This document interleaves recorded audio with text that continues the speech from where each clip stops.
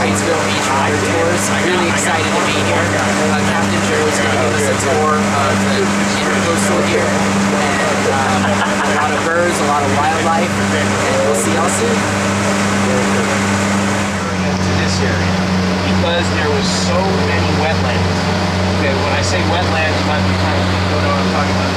Well, we're going to get closer to the grasses here. If you can imagine, the grass is coming almost to where this boat is.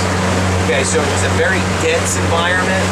We only have meandering tidal creeks. It wasn't this huge open channel like this in historical times. Okay.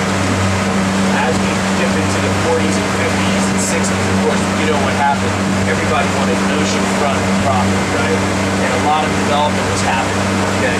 But before the big impulse of development in the 60s, okay, we had an impulse of development early on, as early, like I said, in 1856. That was the first building ever built by the yacht club here in my flag. So there's a little property over in the distance here that has the flag on the roof. See it here out of the taxi. That's the oldest property that was built. Well, today that's built on Wrightsville Beach. It's part of this yacht club complex here. Right now, all the water is being sucked back out to the ocean, and these sandbars become exposed. They're very, very important for bird life. As you can see, all the birds are kind of concentrated here. And today, if we get lucky, if there's not too much boat traffic, we'll be able to see the whole colony of black skimmers, which is the bird that's in the black. I'm going to hand around some binoculars. Take a look. Shorebird that comes to this area in summer. We have a breeding colony of them. Also there, sounds like there's some little least terns. Yeah, there's actually a common tern. The gulls that you see, which have the black, looks like a helmet on, and red lipstick, I call it, that's the laughing gull. That's a cormorant that just got up and flew, a double-crested cormorant.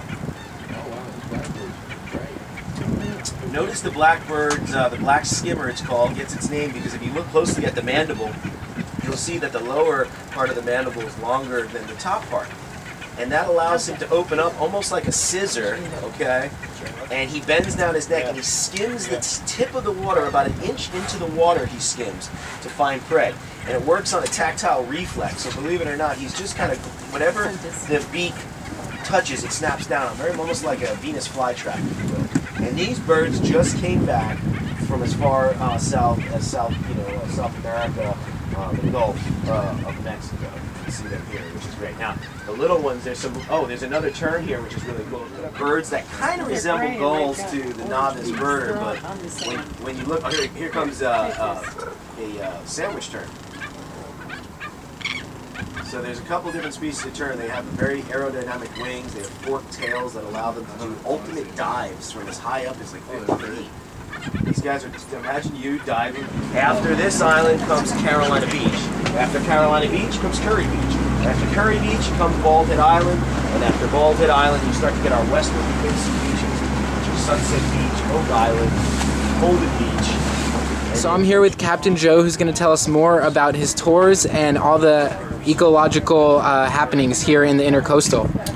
How you doing? Yeah, as we look here, we're at Branks Channel. We just went on a Mesabro Island tour. The business, if you come, we kind of like to play around on that barrier island. It's 8.5 miles long.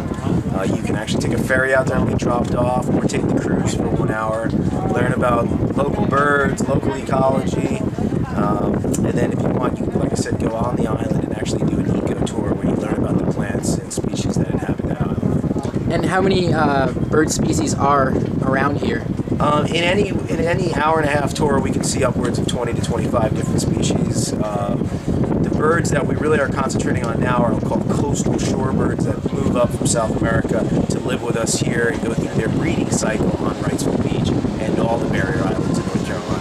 Has the migration pattern changed a little bit with our, longer winter that we had, or nothing's No, really the birds changed? are kind of unaffected by that. They just are more affected by photo period. So when the sun, of course, gets closer,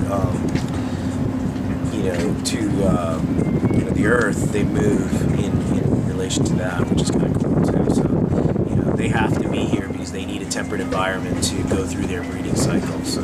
Great. What are some of the other fun things on the tour that people can expect? You can expect dolphins, which is always a nice occurrence. You can expect, like I said, a bunch of different bird species.